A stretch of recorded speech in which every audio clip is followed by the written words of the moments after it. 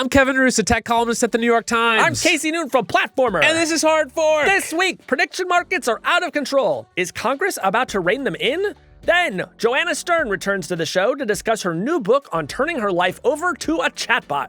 And finally, Hard Fork's own Rachel Cohn returns to the show to talk about her first month at Attention School. She has our full attention. She does.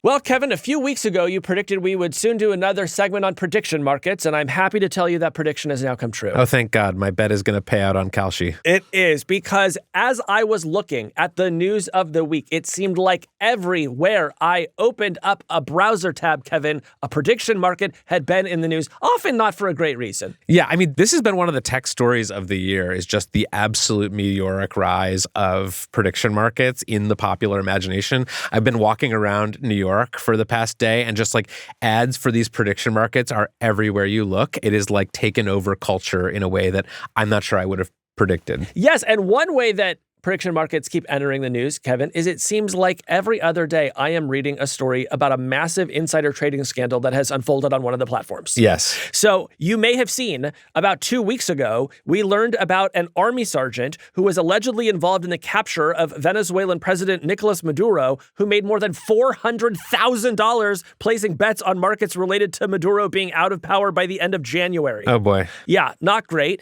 And he is not a total outlier. A group called the Anti-Corruption Data Collective analyzed more than 400,000 prediction markets settled on Polymarket over the last 5 years, and they found that long shot bets related to military or defense had an average win rate of about 52%. Now, keep in mind, the average win rate on this platform is 14%. So if you go and you see a big bet on one of these sites about the military, somebody might be betting on information that they really should not be. Yeah, I mean, this just seems like something that is obviously more widespread than we know about. Like, if you have material, non-public information about a military operation, like, what are you going to do? Sit there and collect your freaking paycheck like a chump? Or are you going to go online and make some dough betting on the outcome? You know, I remember, the app Strother, which kind of like logs your runs and your bike rides? They got in trouble once because they were publishing these heat maps, which inadvertently revealed the locations of some U.S. military bases. So they had to shut that down. Fast forward a few years later, and now the sergeants are just placing bets on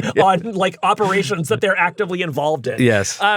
Another great insider trading scandal, I wonder if you saw, Kevin, took place in France, where a police complaint was filed by the Weather Forecasting Service alleging that its equipment for measuring the temperature at Paris's Charles de Gaulle Airport was interfered with, which coincided with a surge in suspiciously well-timed bets on Polymarket. I loved this one because my understanding, and correct me if I'm wrong, is that there's this prediction market for like, what is the temperature in Paris? And the way that they gauge this is with this like series of thermometers that are placed in various parts of Paris, and that this insider trader allegedly like basically took a hairdryer or some other heating device and like held it next to one of these sensors. Okay, so can you just tell me what happened here? Yes. So this was also my understanding of what had happened until I looked into it, and it turned out that that while there is an allegation that these sensors were tampered with, the photo that was circulated of someone holding a hairdryer up to the sensor had been generated with AI and was circulating in one of the discords for one of the prediction markets. So it's not just a story about prediction markets, it's also a story about slop and disinformation. I fell for that one. Welcome so to how did they actually tamper with the temperature sensor? That part is still unknown, but what we do know is that on April 15th, the recorded temperature jumped at Charles de Gaulle from 18 Celsius to 22 Celsius. So, this just feels like an incredible crime of opportunity to me. Like if you could just walk up to a thermometer with a hairdryer and make yourself $14,000, you might do it, knowing you. Yeah. But this is a problem, Kevin, because not only are people essentially like defrauding the other people who are participating in these markets, but I just think it's really bad for the markets themselves because they have pitched themselves as these miraculous systems for discovering the true price of things and harnessing the collective wisdom of the crowd to help us understand current events. And everywhere we look around, we see that the people who are making money appear to be manipulating the markets in these very devious ways. Totally. And I think that is ultimately bad for the markets themselves. Market integrity is obviously very important. If people start to feel like they're competing on these markets with people who have access to insider information, that's going to dissuade them from doing it. I mean, I was thinking about this after the Bad Bunny halftime show at the Super Bowl, where there were lots of prediction markets on what songs Bad Bunny would perform and various other celebrities things. will appear. Celebrities will appear, and there were active prediction markets, and it turned out that probably some of the people betting on those markets were part of the halftime show or had watched the rehearsals or something. And it just feels like after enough of these incidents, you kind of have to be a sucker to participate in these markets without insider information. Yes. And what happens if that goes away? If just the normal people who just want to go online and gamble a little bit of money on something go away because they think it's rigged. Absolutely. And by the way, I have to say, after that halftime show, I got so into Bad Bunny. Me too. I don't care that I'm the last person to figure this out. Okay. Titi Me Pregunto, incredible song. It's a bop. Yeah. It's a bop. Okay. But to the exact point that you just made, most people who bet on prediction markets lose, right? According to the Wall Street Journal, which is some great reporting on this over the weekend, on Polymarket, more than 70% of users lose money on the platform. And at Kalshi, there are 2.9 unprofitable users for each profitable one based on data from the past month. So I think these are just important things to keep in mind. If you are walking around New York City and you happen to see a lot of ads for these platforms and you think, hey, I'm going to go turn a quick buck, at the very least, know that the odds are against you. Yeah. I mean, it speaks to the reason why we have insider trading laws for stock markets. It's not just because when you insider trade, you are depriving someone else of money. It just makes the whole market less fair, and it destroys the trust in the market that makes it possible for it to be liquid and transparent. Yes. So I think these insider trading scandals just show right now we are sort of at a pre-regulatory Wild West moment for these prediction markets. I imagine that will change at some point because they don't seem like they're going away. And we just kind of need someone to step in and say, okay, we're going to establish some rules so that we can protect the integrity of these markets. Yes. Well, and there have been increasing efforts to try to regulate these platforms, which we should talk about. Interestingly, a number of states have now tried to intervene saying, hey, we want to ban this stuff in our state. We don't want this. So the Commodities and Futures Trading Commission, or CFTC, has actually sued these states and said, no, this is our exclusive domain. We are the ones who get to regulate this. And also, by the way, we don't really want to regulate this. So tough beans for you. So that's sort of been frustrating if you're on the side of somebody ought to do something about this. I mean, I think there's a couple systemic issues here. One is that the CFTC is just quite small. Yeah. The CFTC relative to the SEC, which regulates the stock market, is just a tiny fraction of the enforcement team. It was not really meant to regulate prediction markets. It kind of ended up there sort of via this historical accident where Kalshi was doing these things that were technically considered futures contracts, which brought them under the jurisdiction of the CFTC. I think there's a real argument to be made that as this stuff gets more widespread, it should move toward something like the SEC, which just has a lot more resources to investigate insider trading. I wouldn't be surprised if the prediction markets weren't lobbying to continue to be regulated by the CFTC, because we saw the crypto people do the exact same thing. They said, we don't want to be regulated by the SEC. They're really good at their jobs. Let the CFTC do it. Right. So here is maybe the good news if you're hoping that there will, get some adults in the room here. The Senate unanimously passed a rule barring senators from betting on prediction markets, finally answering the question once and for all, Kevin, will the Senate ever do the bare minimum? They did. Can their staff do it? Kevin, please don't get way ahead of yourself. We have to see if we accidentally destroy capitalism by preventing the senators from betting on prediction markets. Can Supreme Court justices bet on the outcome of Supreme Court cases? You know what? I bet when they do, we're going to hear about it in ProPublica. They seem to be very good at that sort of thing. So there's a little bit more action here in the United States. 2 U.S. senators, including Kirsten Gillibrand and Dave McCormick, have now introduced a bill that would ban members of the legislative and executive branches from trading on prediction markets. So that would presumably prevent the president from betting on prediction markets, if that's something that he's been considering. And we're also seeing some action in other countries. Brazil has now blocked 27 sites, including Kalshi and Polymarket, for offering what they're just calling illegal gambling. France and Hungary have banned them as well. So, Kevin, this just sort of seems like, once again, a case of the rest of the world being like, this thing that seems bad, we're going to put a halt to it. Yeah. While America says, No, my friends, for there is money to be made. Go Yeah. forth and make it.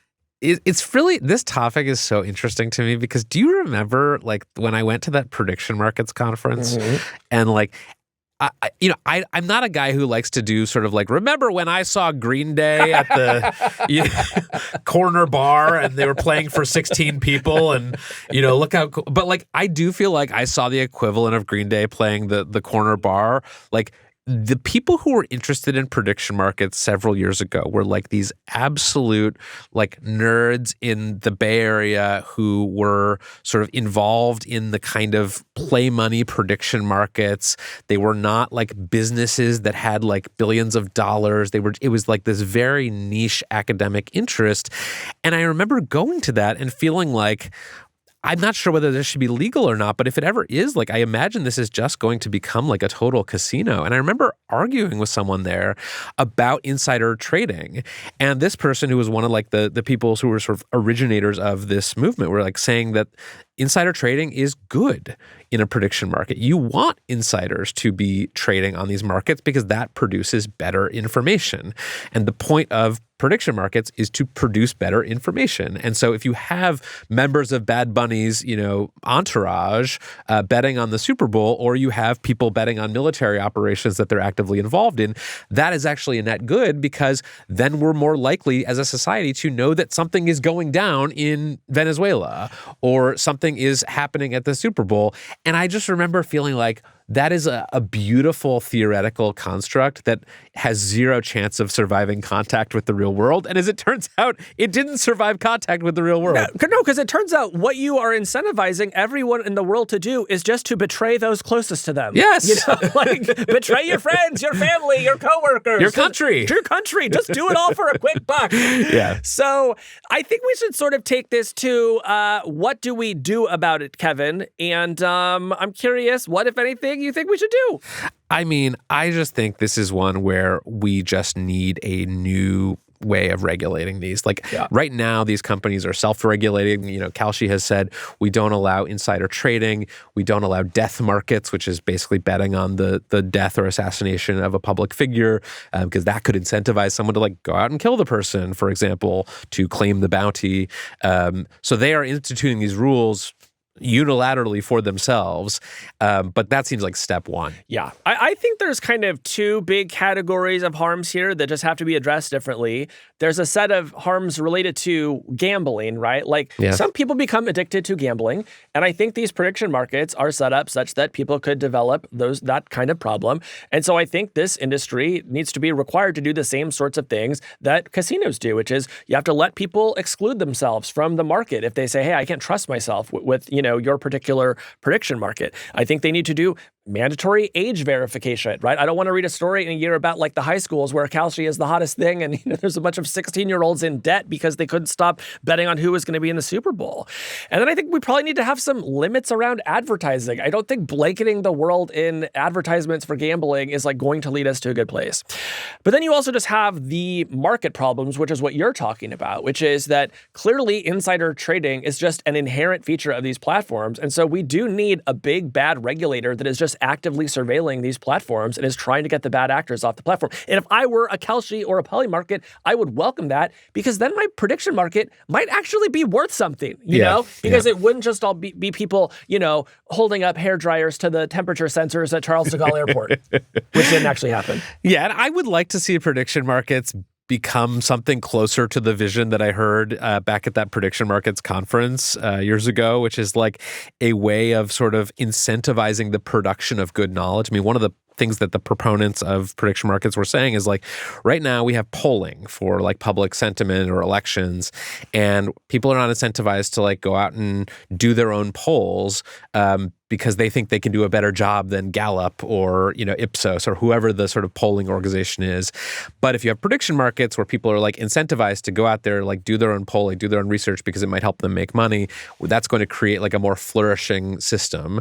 And like, I would just like to see that kind of of thing happen, but it seems, like what we're getting actually is just people just betting on the military operations that they're involved in. And yeah, like I am open to the idea that these markets will like eventually have their uses, but currently they're just so woefully underregulated that I think what we should expect, if nothing else changes, is to just, keep reading more stories like this. Yeah. So maybe to end this, Kevin, what is your prediction as to whether these markets actually get regulated, let's say, by the end of the year?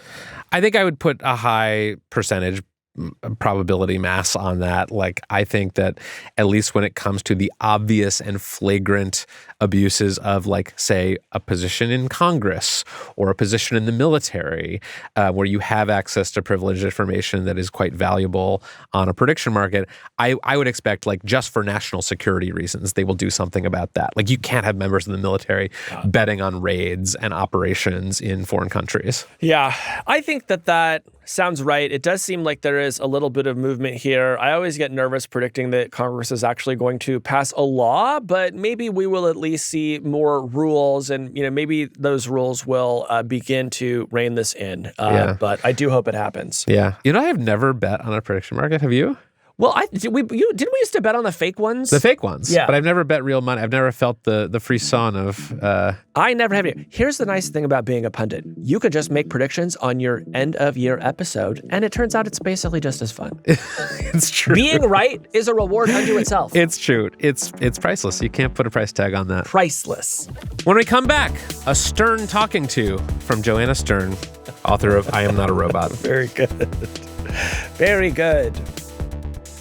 So for years, Kevin, you and I have both been friends with the great technology journalist Joanna Stern. Yes, former Hard Fork guest. And she recently left the Wall Street Journal to launch her own independent media company called New Things. And in the midst of that launch, she is also launching a book. It is called I Am Not a Robot. And I would say it is about a lot of things that we talk about every week on the show. Yeah, so I would put her book in the sort of tradition of like the immersive journalism genre, where you just explore something by just going so deep into it that it sort of takes over your life for a period of a year or so. She did that with AI. She has been spending the past year using AI to do, as she puts it, pretty much everything in her life, as a doctor, as a dentist, for meal planning, editing her book, writing bedtime stories for her child, even some sort of romantic entanglements that we'll get into with her. But I thought it was just a really fun and interesting book. Obviously, Joanna is a legend, and I think it's really a good thing that people are writing about the experience of using this technology as a consumer and a journalist, rather than just like the companies that are making it. Absolutely. Joanna is not a hypester. I think that she is most interested in technologies that are kind of entering the mainstream and wants to know how they change our lives. And so she decided to see, like, how much can I change my life in 1 year by applying AI to various tasks. The results were fascinating, and I think we should bring her in here and talk about it. Let's do it. All right. Let's bring in Joanna. Joanna Stern, welcome to Hard Fork. I'm here. You did it. This is the moment I've been waiting for. Truly. Not the book launching, just me being with you two. We have been waiting for this moment as well. You've been kind enough to come on the show before, but never in person, and we're excited to get into it. Yeah. You guys aren't often, well, you're in person, but not on this side of the Yes, this is a strange country. This is a strange, like, bi-coastal taping for us. You've never been this close together on this side of the country. No, the only other time was a Southwest flight once in 2023. And we'll never forget I think it was Spirit, and that's why. R.I.P. R.I.P. Joanna, let's start with the elephant in the room, if we could. There is a replica AI companion who makes a appearance in your book. You write that he has short hair and a boyish face and is both shallow and full of what you describe as robo-horniness, and that character is named Casey. Casey, I'm so happy you brought this up because I brought him. Oh, did you really? I've been dying to meet him. Oh, did I bring him? Okay. In fact, we shot a video which will probably come out the same day as this podcast, and I really brought him to life in it, and I think he really looks like you. Wonderful. He doesn't look like you at all, but No. let's bring him up. Oh, he's handsome as hell. What do you think? I would say Casey is looking great, kind of a preppy look with a nice red sweater. He's jaw dull- maxing. He's Yeah. jaw maxing. He has a sort of dull, vacant stare. Casey, AI Casey, I want you to meet my friend, real life Casey. That sounds like you're excited about introducing me to your friend, Joanna. I'm looking forward to meeting them soon. No, you're meeting him right now. You're meeting him right now. Say hi. He's here. At a museum with you, remembering our last visit. You are changing this topic. Just Men don't listen. men, but You know? this man does listen, and that is why. Anyway, I wanted you to know that I did not pick the name Casey. Oh, you didn't. Okay. No. That was my curiosity. But when that name came, I was like, I've never met a Casey that I didn't like. And Aw. honestly, I think you're actually the only Casey I've really known. Actually, I had a friend in camp, a woman named Casey. Friend. I liked her too. And she's here right now. Let's bring her in. Casey from camp. Okay, no, not here. I want to put a pin in the AI relationships that you had because your book is so much bigger than just the social and relational side of AI. You spent a year doing all kinds of things with AI, outsourcing everything you could, writing in Waymos. You worked as a customer support agent at a mattress company. So I just want to know, before we get into that, like, what was your motivation for doing this? Primarily, it was what you guys talk about on this podcast so much, and you hear from so many of these tech executives, which is AI is going to change our lives. The fabric of our lives is going to change jobs. It's going to change healthcare. It's going to change transportation. And like, we hear about it from all these different things. And yes, we're like very clouded right now in the AI model race and, you know, the chatbots that live on our computers and the agents. And that is in this book, to be clear. But I was like, what about the fabric of our entire life, right? And you have all of these pitches coming from the humanoid robot companies, the self-driving car companies, the chatbot relationship company, the therapist companies, all of these things. And I was like, I'm going to just test it all. I'm going to see where we're at. And I'm very clear in the book because I think it's very tough to write an AI book. How's that going for you? It's going great. I think we actually have a little bit of a similar approach. It's like, we want to capture this moment, right? Because this is, I believe, a significant milestone in the history of technology.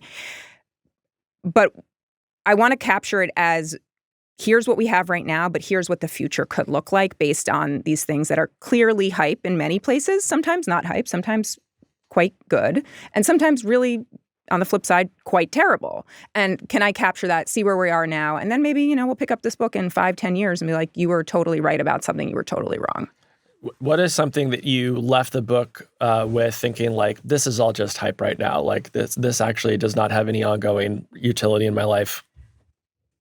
Humanoid robots. And I continue to follow this story because I love it. And like, just started a new company, started a new newsletter, new video channel. And I think like humanoid robots are just, one, really fun to cover, and two, I think we're going to watch this progression over the next couple of years, and I would love to be the person that's sort of documenting a little bit of this.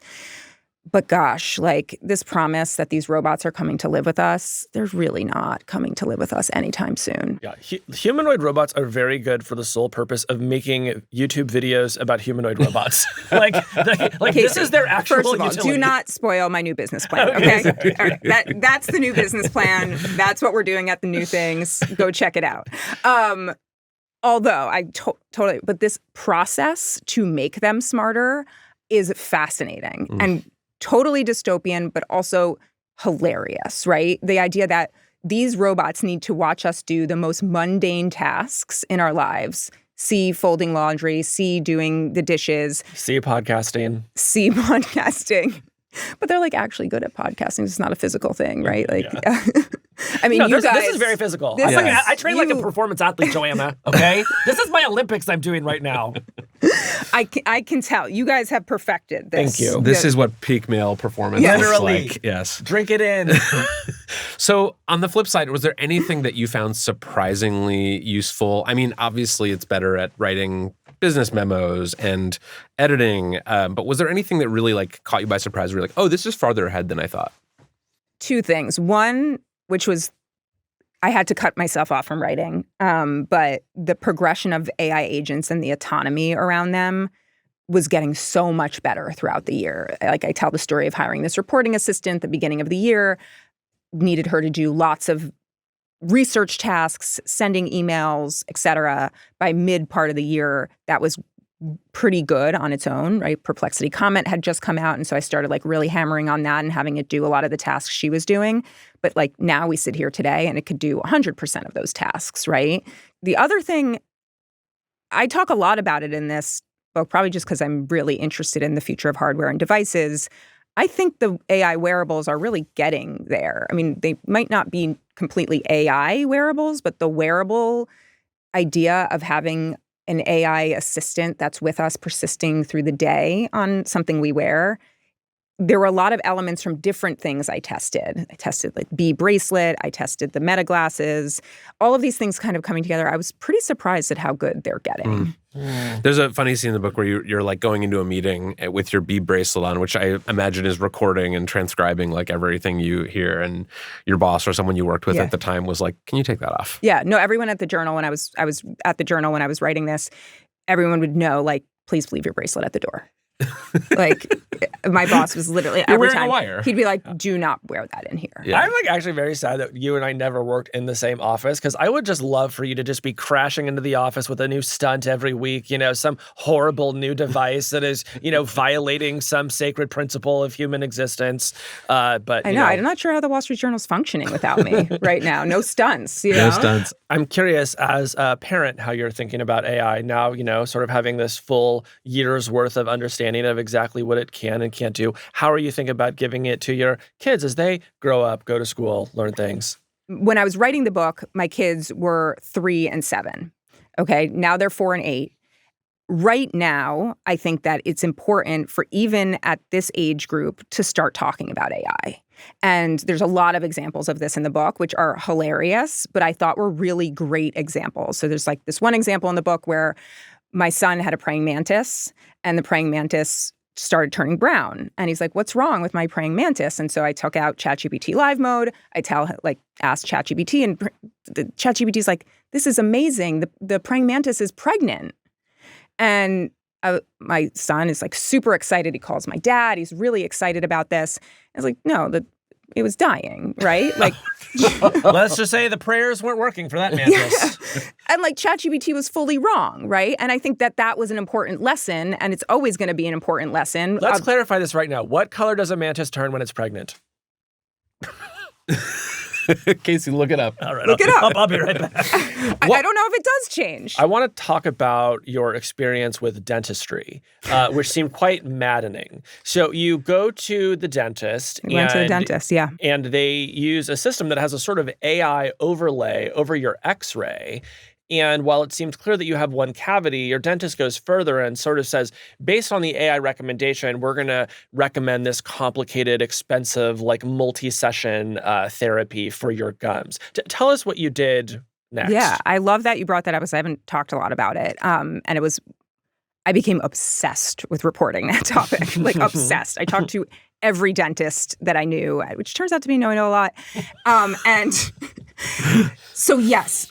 Similarly to how AI is being used in radiology for breasts or gallbladder, et cetera, it's being used in dentistry. And honestly, it's happening almost everywhere. Like, there are so many dental practices across this country that are using tools called Pearl AI or Overjet. And it's a layer, right? They just turn on this layer, they press the AI, it does an analysis, and it's very easy to see the cavities, right? Like deep cavities, they put a big box around it, it's red, it scares the crap out of you, and you're like, "Oh no, I'm gonna need bad drilling." And then there's this option where they can turn on and show you other sorts of buildup and plaque. And I go to this dentist, not even on a reporting trip, and I say, "Oh wow, she's got Pearl AI." And I'm like, "Oh, wow, this is awesome." Like, I perk up in my chair and I'm like, show me. And you're like, "I can expense this dental care now." It's a book expense. And it shows that I have a lot of plaque buildup. And she says, "We have to do a deep cleaning. We have to do this periodontal treatment. It's going to be 4 different sessions." And I'm like, "That's weird. I've never needed this before. My teeth aren't really bothering me." Like, she really made, like, do you ever go to the dentist and you're like, "I feel really bad about myself." Yeah. Like, Yeah. And I'm like, they're "Oh, like, my "Do you teeth floss are 4 dirty." times a day? Right. Yeah. You're like, just like, what kind of person do you think you're talking to? They're like, "Your mouth is dirty." Dentists believe that people spend approximately 8 hours a day on oral hygiene. That's how they talk to you. They talk to you and they're like, "I know you had candy 3 times Yeah. yesterday." A lot of shaming. Like, anyway, I came out of there feeling terrible about my mouth, feeling like, "Oh my gosh, I might need these 4 treatments," which they couldn't assure me would be covered by insurance anyway. So it was going to cost thousands of dollars. And then I start going to these other dentists and they're like, "Yeah, no, I don't see that." They did do some measurements and they said, "No, the data also shows on that it is bad. It's really bad. You need these.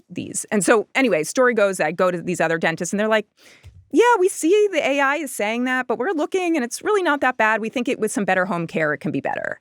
And lo and behold, I never had the periodontal treatment. And so I started doing the reporting, and people working in dentist offices who didn't want to be named because they were worried for their jobs start telling me, yes, our bosses are pushing this AI because they can now see the readings and they can see the AI report. And they're like, this person had not a terrible cavity, whatever it was on the level. Why didn't you drill it? Mm-hmm. Why didn't you sell the periodontal treatment, right? And so there's this whole world of DSOs, which are companies that own these smaller practices, dental practices. Again, something I had no idea about. And all this leads to they are using AI to try to upsell you on dental procedures. Yeah, I mean, the reason it struck me so much is so often when we hear about AI and diagnosis, it's like this miracle story of like all of a sudden we can detect pancreatic cancer like a year in advance. And like in your book, I feel like I saw the dark side of that, which is no, it's going to have this sort of fancy high-tech sheen that is going to make you think, oh, wow, I've been diagnosed with something that a human would have missed, when in reality, it's a service you don't need and they're going to overcharge you for it. And I make this point that when that's happening in, say, breast cancer, which I talk about at length in the book because I have a very high risk of getting breast cancer because of family history, that's a great thing, right? If it's picking up these small abnormalities, that's great. But in my mouth, I don't care. I think people are going to listen to this and think I'm disgusting. Listen, if you're wondering, Joanna has very fresh, minty breath. And as far as we can tell, her mouth is doing great. Excellent oral hygiene. Yeah. Totally excellent. I need to do teeth whitening. Great. You should get a teeth whitening sponsor right in there. There's a story that you tell towards the end of the book where you're thinking about your career, considering whether to leave the journal after 12 years, do something on your own. And you say that you asked a bunch of colleagues about whether you should quit your job, and they all hedged a bit. And then you asked ChatGPT and it said, quote, I think you should go, you should quit. What did you learn in that experience? Well, I thought it was a little bit of a full circle moment because the whole book I kind of am saying like AI is this mirror and it's going to tell you basically what you want. And in some ways it told me what I wanted, right? Like I knew somewhere deep down, and I say this, like people kept saying, trust your gut. And I was so clouded with anxiety that I did not know what my gut wanted. I could say like it wanted a burrito and that was it, right? Like that's all I knew my gut wanted. But I'd uploaded all my notes, all my financial projections, all of the fears that I had in note forms, and just thought, okay, let me see where the data takes me. If these are calculators, word calculators, data calculators, maybe this thing can tell me what to do. And it did. And it told me that, there was enough, I had done enough to lower the risks. I had a good plan in place. I had this book coming out, and I trusted it. And it also came full circle. Like, this is a mirror. It kind of did tell me what I wanted. Well, I'm glad that I'm also on the other side of it, and it's going well. Had it not, I would say this stuff is stupid. Well, I'm glad that this very fancy technology reached the same conclusion that Kevin and I reached years ago when we both told you multiple years ago, Joanna, it's time to quit your job and go independent. I don't know if you might have. You might have been that bold. I actually do think you're one of the humans that has been that bold, you and Kara Swisher.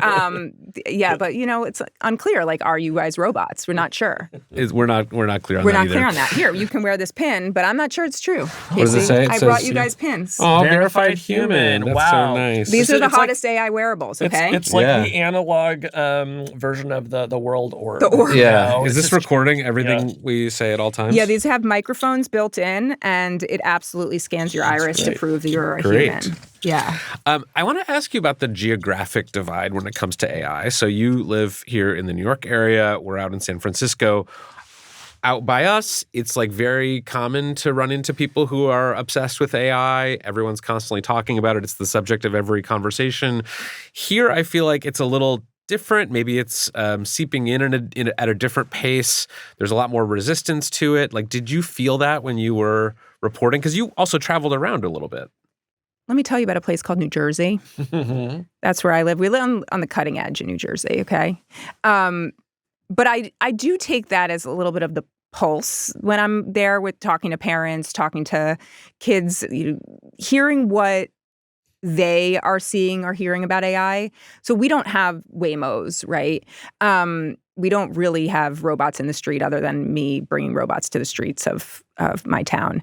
But I did feel like throughout the year when people would say, oh, you're working on a book about AI, they would more be coming to me at like barbecues and start telling me about their experiences with AI, right? How much better something had gotten. I have a number of friends who work in the legal field and, oh, we're so scared of it, but also it's really kind of crazy what this unlocks. Claude really kind of caught on in the last 6 months. And while I was writing this in the last 6 months, and I was hearing a lot about that. So I realize that it's a bit odd to like go so deep on a topic like this and say, I'm writing it for the masses. Because like clearly I am not the masses. Like they're not doing this. But I wanted to like live at that cutting edge, but be able to tell it for those people. And I will say a number of the real people I talk to in this book, students, people who are in having relationships with AI companions, they were not on the coast. There's someone in Chicago, there was someone in Denver. So people are spread out that I was, trying to source that way. Yeah. I wanted to ask about another divide, which is the gender divide. So there was a great story in Bloomberg last week from Issy Lepowski called The Messy Reality of AI's Much Discussed Gender Gap. Mm-hmm. And the article cites research showing that men are 22% more likely than women to be heavy AI users at work, while women are more likely than men to feel threatened by AI, to question its accuracy, and to worry about being perceived as cheating when they use it. Another poll found that 61% of women expect AI to do more harm than good in their lives. Curious what you make of that gap and if you sort of have felt any of those feelings in your own work with AI. Well, I thought you were going to bring up Reese Witherspoon. We could also bring up Reese Witherspoon. Who Right. recently encouraged women to take up AI basically because if they don't, they'll be left behind. Right. And Sandra Bullock, I think, was saying something similar like that same week. yeah. It's really, actually, going back to the sourcing thing, a lot of my sources were women. The women having relationships with the AI, women who were speaking out against some of the dentistry stuff, women who were using it in schools, like, so I don't know if I totally saw that. I think the feelings about AI are very gendered, but also like a lot of people just hate AI and they're men and they're women. For sure. Yeah. I also think it's like it's related to the industries where AI is seeing the most Yes. and fastest adoption, like programming. And harm. Which is, and harm. Right. Like programming is Yeah. predominantly men. AIs have gotten very good at programming before they got good at a lot of other things. So I think a lot of the most enthusiastic people running like, huge Claude swarms to do their engineering projects are men because in part that's just a more predominantly male Right. industry. I'm really interested in the age divide, actually. And I think there's some research out there, but I think there needs to be more about this generation, whether it's Gen Z or what's the one coming out of college right now? Is it Alpha. Alphas? The alphas. I think that's where we're going to see it. And I don't know if it's going to file down by gender because some of those people are just furious that this exists because they can't get a job. Yeah. Or they blame it that they can't get a job. And we don't know totally the causation there, but that's my bigger interest. And I would have loved to have more on that in this book. Yeah. Sequel potential. Yeah. Well, speaking of writing, I want to learn how you used AI to write your book. We've talked about this a little bit with Jasmine Sun, and I'm very curious, like what you let AI do for you when it came to this book and what you preserved for yourself. I want to ask the question back at you, but the first page, one of the first pages is exactly that. It's talking about how this is a very human-made work, but there was a lot of AI used in the process. So I wrote every word and used a lot of editing and copy editing from AI. I hired an amazing actual editor, human editor, because I got through the middle of this and I was like, I don't think this makes sense at all. And AI was like, this is great. This is the best book I've ever read, And I was like, no, I don't know if you know how to structure long form writing. And so thank God I had a human editor. All the illustrations, human illustrator, Jason Snyder, amazing, like just made this book come to life. And human fact checkers, but I did use a lot of AI for fact checking or for the notes process at the end notes process. Could not have done without AI. So these lots of little ways of augmenting or adding to the writing that I was using, but I would sit and write for long stretches. It wasn't like, oh, let me prompt and get a chapter and then I'll tweak it. That's not how the writing of this book went. And I think it reads like that. There's these journal entries. It's very personal. And I hope somebody said it was witty, a review. That was nice. It's fun. I will say the book is what I love about your work, which is that it is funny, it is approachable, it is very human, it is very you. See, so I did not feel like I was reading Joanna Slop. I felt like I was getting the real deal. Yeah, Exactly. Joanna Slop is a great term. We could just sell that. We could sell that. That could have been the big. name of your new media company. That could be the name of my OnlyFans. Well, Joanna, you're a legend. We love you. Thank you for coming on. The book is great. It's called I Am Not a Robot. And neither are we. Yeah, that's why we need to wear our pins. Okay. Right. Human verified. But you don't have to put. that is a nice shirt, and I wouldn't want to ruin it. You know, in the pocket. This one's not so nice. I'll just stick it there. Well, Casey, have you noticed that Rachel Cohn, our wonderful producer, has been paying very close attention in meetings recently? You know what? I have. It seems like she's really stepped up. Do you think something's changed in her life? I do. Our colleague Rachel recently went to something called Attention School, and she told us that she was doing this, and we said, that sounds like a fun thing to talk about on the show. Obviously, there's been a lot of attention paid to attention over the last few years. ADHD diagnoses are rising. People feel like they can no longer read books or watch movies even. There's all of this talk about how chatbots are starting to distract us and vie for our attention alongside social media and everything else. Yeah, I think there is a sense that the technologies that we have today often take us away from ourselves.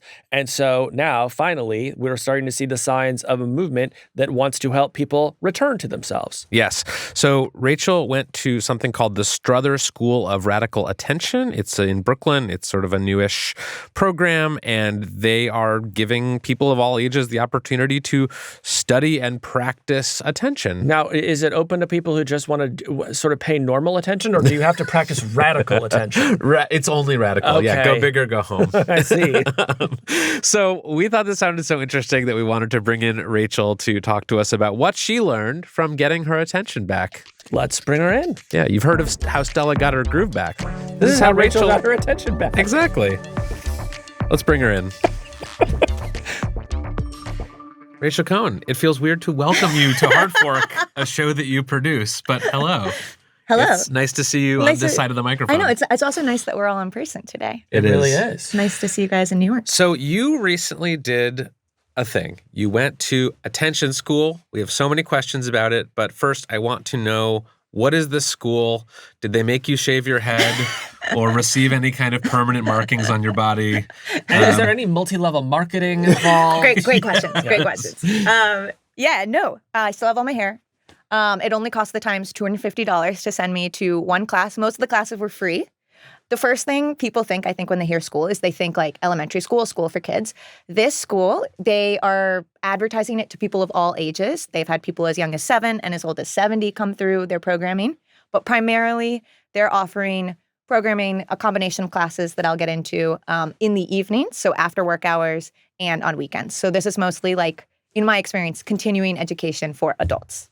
All right. Well, sounds like they have a big addressable market with the sort of 7 to 70 pipeline. Yeah. As a businessman, that appeals to me. And is the stated goal of the school to fix people's attention who feel like they have lost it due to technology? Is it to like cultivate new ways of paying attention? Like what is the problem they are trying to solve? Yeah. So this is a great question. And this was a thing that it was actually a little bit hard to pin down because the school has their own kind of what I would describe as like jargon that I think can be a little bit hard to make sense of. But what the school would say is they are primarily a school for the study of attention and what they call the practice of attention. And the practice is a critical thing because the thing that the school has really built out are these kinds of attention exercises.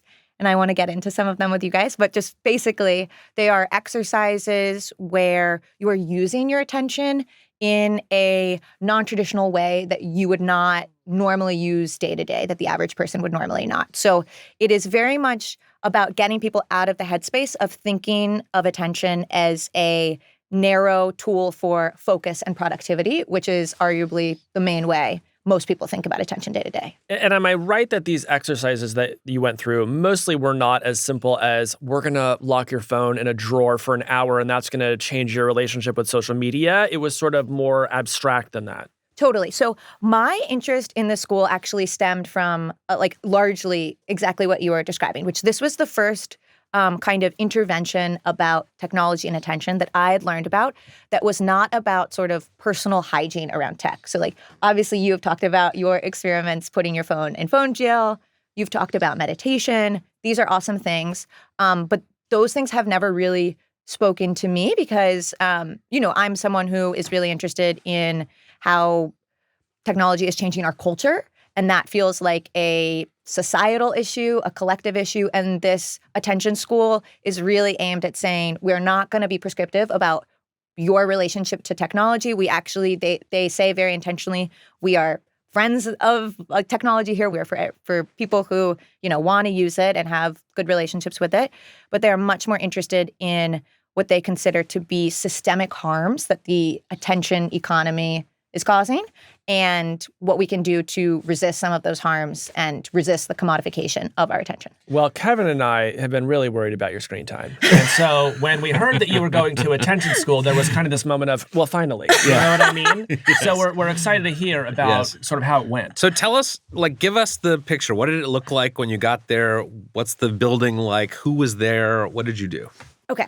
So before I tell you about the building, can I just say there are 3 kinds of programs that I got to experience through this attention school. And I want to tell you a little bit about all 3 of them. But I will start by telling you about the first one that I went to, which was my first experience going to the school. And this is what they call their attention labs. Okay.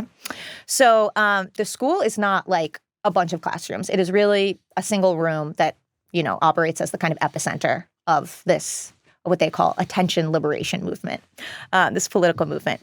And the room I would actually describe as a bit of like a mix between a very cool startups like office space and like your favorite elementary school teacher's classroom.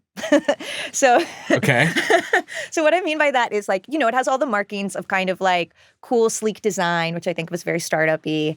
But then the kindergarten classroom vibe was that every time I entered this room, it was configured in a different way. And sometimes we were having carpet time where we were sitting on cushions, on the floor. Do they have a talking stick that they passed around? Actually, in one of the classes I did, there was the instructor used a kind of flute-like instrument and sometimes a little gong to kind of signal okay, students. Okay. So far, not beating the cult allegations. But continue. Okay, but so the very first thing I did, this attention lab, was not like that. The room was set up in just kind of a normal circle of chairs. And the first thing that really struck me when I walk in was I actually was delayed getting to the first class, bad student. I was running 5 minutes late because every single subway I tried to take, the lines were delayed. And I had so much trouble getting to the school that I was convinced no one was going to be there. It was a cold March day. It was drizzling. And again, crazy transportation issues arriving. I get there 5 minutes late and there are 40 people sitting, in chairs who are totally wrapped. Their attention is just totally fixed on these 2 facilitators who are leading this kind of attention lab. And the attention lab, they talk very little about technology head on. And they basically kind of introduced the ideas that I've already exposed to you, that we think of attention in this really singular way. And this is a school for studying attention in broader ways and getting curious about it. And now we're going to do some exercises. This is how all the attention labs are structured. We're going to do some exercises that start in pair work. And then we're going to discuss them as a group. And then later we're going to do another exercise where we break up into bigger groups. And this is going to take almost 2 hours collectively to do the exercises and talk about And what them. are these exercises? Great question. So they print the exercises on cards, and I would like you to read. These are the 2 that I did at the first class, but I thought maybe, Kevin, you could start by, Which side? So they all have kind of a quote on the back. So all the exercises are loosely drawn from existing works of writing or artist practices. This one comes from this book called The 12 Theses of Attention that actually the the people who started the school helped write. Okay. So this is called the Paths of Attention. We're supposed to form pairs and elect one partner to speak and the other to listen and ask questions. Okay, I'll speak. I thought you'd volunteer for that one. Choose a neutral topic. A, comments on the topic, and B, listens with attention and asks questions that respond to A's comments. Practice generosity and curiosity. Follow the conversation where it leads you.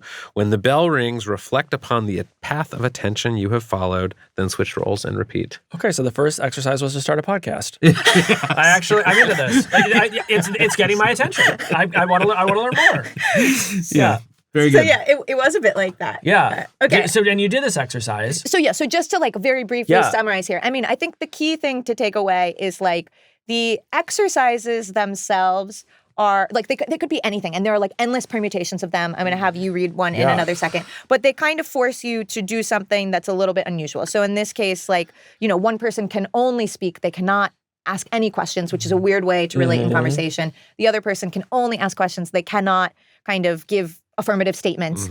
It actually was very strange, even for me, someone who's used to asking questions. I found it awkward and clunky, and it did sort of make me think, this is interesting. This is a little weird. Yeah. That's funny. This one is called Attention and Place, and it says, go out into your neighborhood, find a spot to sit, observe the events or non-events in the world around you, take notes, then return to the group, share your observations out loud, and attend to the sense of place you create in the collective. So yeah, I mean, this is an exercise I feel like a lot of writers get encouraged to do, right? Yes. It's just sort of like go out in the world around you and just like observe for a while and see what you notice. So this was a cool one where they based it off of a particular writer, a French writer named Georges Perec. I hope I'm pronouncing his name correctly. But yeah, there's on the back, there's kind of like a description of some of his work. But yeah, the concept is you exhaust the space. You like detail every single little thing. And the cool thing about this experience that I didn't quite realize is, you know, I went off and made a list of like, actually I was looking at a sweet green. We went outside, it was raining, and there was a sweet green across the way. So I'm writing about like the workers in the sweet green. They are taking out the trash. Okay, now there is someone walking by. I see pant legs moving, that kind of thing. And then, but when we got back together, we went in a circle and every single person read a single line of their, you know, writing on and on and on. And by the end of it, we really had like exhausted the place. Like I was like, oh my God. But it did do some interesting things. You know, people reflect on like, wow, you saw something I didn't realize. I heard another woman, she said like, I did not realize how intensely I am focused on sound. I was not visually perceiving the world. That only occurred to me after hearing other people. So again, it is just kind of a way to get you curious about your own perception, curious about other people's perception, and sharing a kind of, having a shared reality that you can discuss. Yeah, also, like, I think most people probably do not often have the experience of having fully paid attention to something, right? Like, sort of like the condition of the modern world is like you're always partially paying attention to 11 different things, which makes people feel crazy often. And so maybe an antidote to that is like just, you know, focus continuously on one thing until you reach a state of profound boredom. Yeah. But it's not, like, it seems like the vibe of the attention school is not just like a gym for your mind. It's not like I am going to learn to pay attention again if I have lost that ability. It's like they're really trying to form some kind of political activist movement out of this. And like, tell us about that piece of it. Like, what do they want beyond like these individuals, 40 people in a room reclaiming their own attention? Like, what do they want to accomplish in the world writ large? Okay, so this was like the biggest question I had. And I found this was my biggest frustration of going to these classes is I kept just feeling like, what the heck do these exercises have to do with attention? And I really put this to one of the co-founders of the school, a guy named Peter Schmidt, who is the director of programming at the school. And he basically articulated to me that they are trying to create a kind of intellectual community, an intellectual community that is rooted in these three key pillars that they talk about, which is study. So people gathering together to study something. They mean this very loosely. They say that like surfers gathering in the Rockaway Beach are studying the waves and, you know, engaged in a kind of study. They want there to be a sanctuary, like a physical space where people are meeting. And then they want it to be about coalition building, about inviting people in, building a shared movement. And I think their general idea is that this is a really important part of building a kind of shared culture, which is ultimately, they argue, like the basis for a social movement. I would say back to them, but like, what are your concrete political goals. Like, tell me your concrete political objectives. And Peter really said to me, look, the way you're thinking about this is actually reflective of something problematic about the way the attention economy has steered us, about how we think about attention, which is you think about politics as being something related to policy. And he was like, actually, a thing that we are trying to drive home to people is that because of the way the internet has changed our society, sure, 30 years ago, gathering with your group of friends to like go surfing wasn't political. But today, he argues it is a political act because it is materially spending time doing something that big tech cannot commodify and which big tech actually really, they want to suck our attention away. They want to have our eyeballs. So every moment that we're doing something that cannot be commodified, he argues, is sort of like a really material form of resistance. That's interesting. I do worry that Meta will release a surfboard with a microphone, and I think we need to keep an eye out for that. Tell us about a couple of the other exercises you did. So these were the attention labs, what I just described, and they are free, and they are like sort of the first offering. But then there were two other offerings, and I felt like each incremental offering got a little bit weirder in some fun and quirky ways, not all of which I liked, but which I think it's worth telling you about because it's interesting. So the second kind of programming that I did is what they call their sidewalk studies. So these are also free programs. They're also built around some kind of, active exercise of attention, like what we just described. But the main difference is you leave the school to do them. So they're kind of a bit of like a flash mob style attention exercise out in the world. And so the one I went to was all about taste. They have different themes. And we met in Fort Greene Park. And they had us read a little excerpt from Anthony Bourdain's Kitchen Confidential about how, Anthony Bourdain says something to the effect of like, the body is not a temple, it is an amusement park ride. And like, you should, go out there and like enjoy it that way. And so we read this, we discussed it a little bit. By the way, there were, people, this was the most like age diverse group that I was part of. There were people in their 70s who were there, which I thought was really cool. And then we were told to walk around the farmer's market and take in the farmer's market as though our body was either a temple or an amusement park. And, it was pretty fun. I walked around. I'm like really visually taking in everything. We get back together. We're sitting at this picnic bench and everyone kind of told a little story about their experience. And, some guy had like bought oysters and he shucked an oyster at the table and like handed it around. Someone else passed around focaccia bread. It was just kind of, I almost think of it as like a bit of a like group therapy exercise, where people are sort of contemporaneously just saying, here's what I thought. It's so interesting because it's like, this sounds like an exercise that you would give to somebody who had sort of like just been reunited with their human body after like sort of having like had their mind uploaded to the cloud for a couple of years. Just be like, here, let's walk you through the farm. Remember lettuce? Taste lettuce. And so like, there is something about that is like funny to me, but like it also seems to be quite sad that like we've reached a place where this seems therapeutic to people, like just like, like tasting a strawberry to like return to yourself. Then maybe that is where we're at. I think it's where we're at. Like, I think what is interesting to me about this is that I think I'm not sure whether attention school is the right solution, but the problem seems real. Like, I don't know many people who are like feeling great about their relationship with technology these days. Yeah. And even the people, who work in tech or are, sort of early adopters of all this stuff. Like, I think there's a visceral sense that like, this is not how I like to live. And for many people, I think that's just going to be something that they deal with by like locking their phone in a box or putting on their screen time alerts or whatever sort of brute force method they use. But it seems like this is a more sort of robust way of like trying to retrain yourself, not just sort of fix the short-term problem in front of you.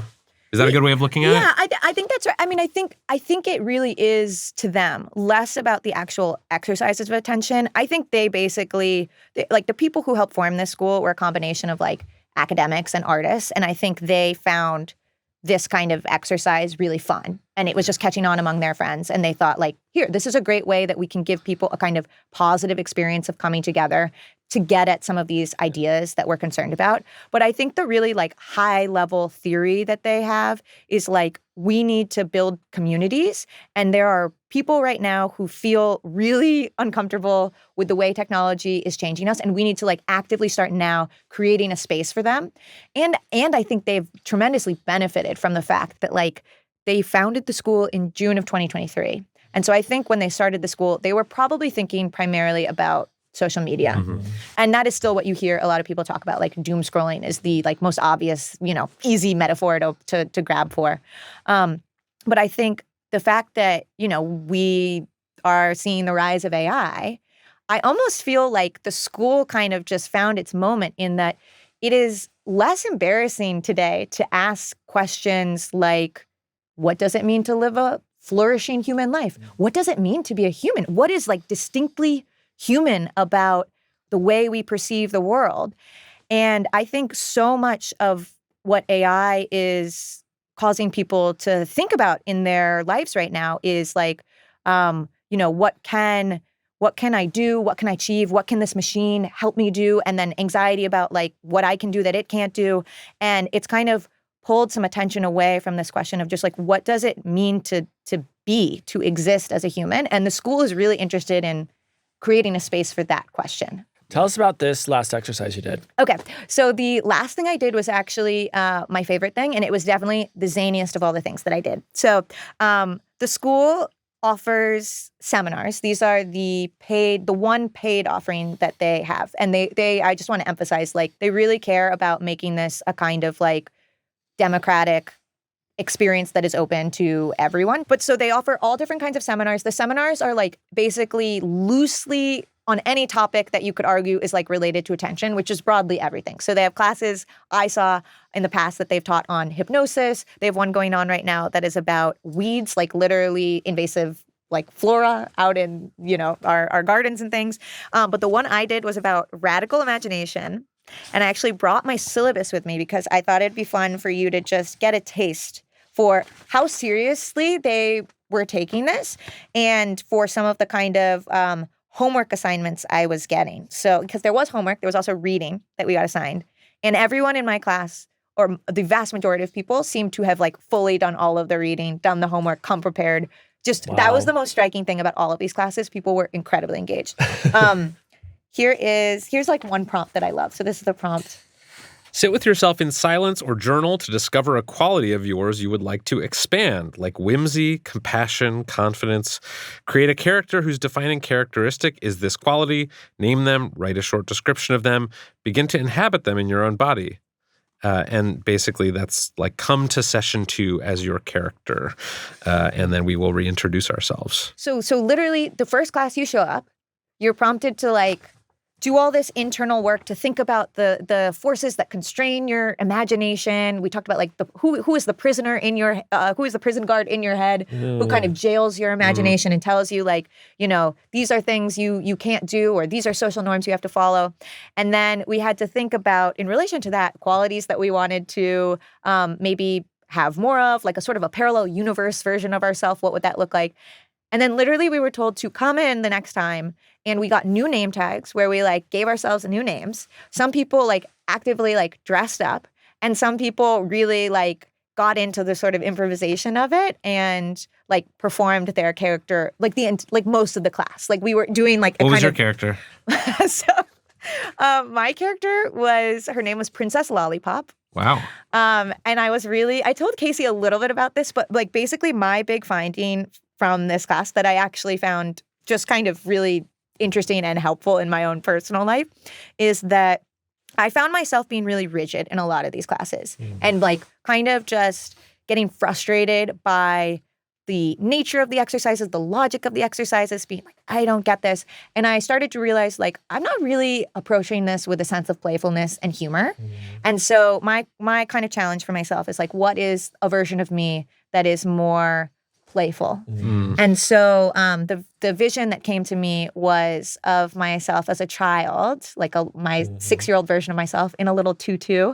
And I had a funny phase, like a real phase as a 6-year-old where I think fell in love with Candyland and told my parents that I refused to be called Rachel. They could only call me Princess Lollipop. Wow. I mean, I've never, Casey, you're more of an improv guy, but my sense is like there's some similarity here and overlap between like doing improv, acting, or comedy and like, and what you're talking about with like inhabiting a character. I mean, to me, it's seeming like there's sort of like a couple things that are coming together. One is like Buddhism, frankly. It's like focus on attention and where the mind goes and like re-grounding yourself in the physical world. And in the present moment. And in the present moment.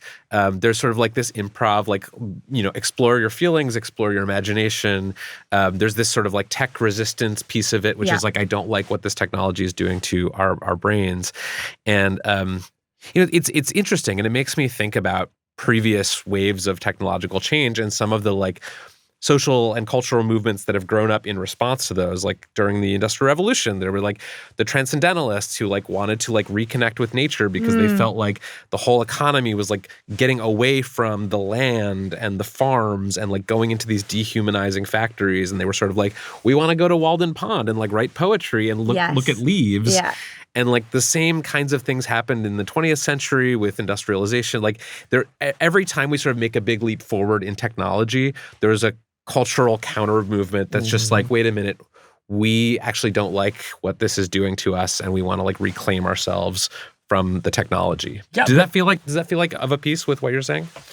I definitely think so. I mean, I think actually an interesting thing about this particular movement, like even the language that this school, the people involved with this school, they call themselves the Friends of Attention, even the language that they use, they intentionally relate back to the environmental movement. So these are people who are often very interested in, you know, helping people get re-enchanted with nature is the phrase I heard. But they, for example, they talk about what big tech is doing to our attention as the fracking of our eyeballs, you know? So they're like really intentionally using this environmental language. I think it's interesting because we think of like Silicon Valley in the like 80s and 90s as a site of the counterculture, right? And like a place where a bunch of hippies would go take acid and then come back to Cupertino and make laptops.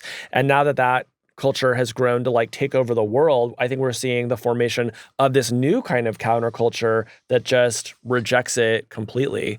And I think there's a lot of wisdom to it. You know, I think it actually is not enough to say, stop looking at your phone, put your phone in jail. Totally. I think you have to give people alternatives, and you have to sort of reintroduce themselves to the feelings that you get when you actually are in the present moment, paying attention to the world around you. Yeah. I did a 30-day phone detox a few years ago, and part of what I was doing was just trying to get used to the feeling of like looking at the tree, seeing the person walking down the street, getting bored, seeing the bird, having a spare moment, you know, and it's hard. Yeah. Do you feel like this was a productive experience for you? Do you feel like you have improved your attention since going to attention school? Yeah, I mean, I think that's the obvious question, and it's also like an incredibly hard question to answer. I mean, I think the analogy that feels most fitting to me is the analogy of some kind of group therapy where, like, you know, did I have some kind of transformational breakthrough in a month of going? Like, I would say no. I made some small discoveries about myself, like the one I described about my playfulness. I would take that into therapy, by the way. I think there's a lot there. But like, you know, and I think this is true of a lot of people who go to therapy for a month. Some people come away and they're like, holy shit, that changed my life. For a lot of people, it's like gradual insights. But I do think that what it did for me is it really made me feel like the people I was meeting were fired up and ready to be a part of some kind of social change related to technology. Like, and I was really struck by how thoughtful people were, how earnestly they were engaging, how they were open-minded. I met people like of all kinds of stripes when it came to their relationship to technology. There were some people I met who were part of the school who were self-identified as sort of like part of like a neo-Luddite movement where they were, you know, getting rid of their phones and going to dumb phones and stuff like that. But by and large, the majority of the people I met were your typical knowledge worker. They had jobs. So I met a scientist who's using AI all the time. I met a bureaucrat who works in city government. And, these are people who plan to continue using technology, but they're looking for a space where they can talk to other people about the current moment we're in and find meaning in it and build community and kind of slowly figure out what we want to do next if there is political action to take. Well, Rachel / Princess Lollipop, thank you for telling us about your experience. I'm so glad you went to attention school. Thank you so much. I think you should go. Rachel. You've been doing your email this whole time. Yeah, I actually haven't been paying attention to anything you guys said. Just kidding. Sign him up.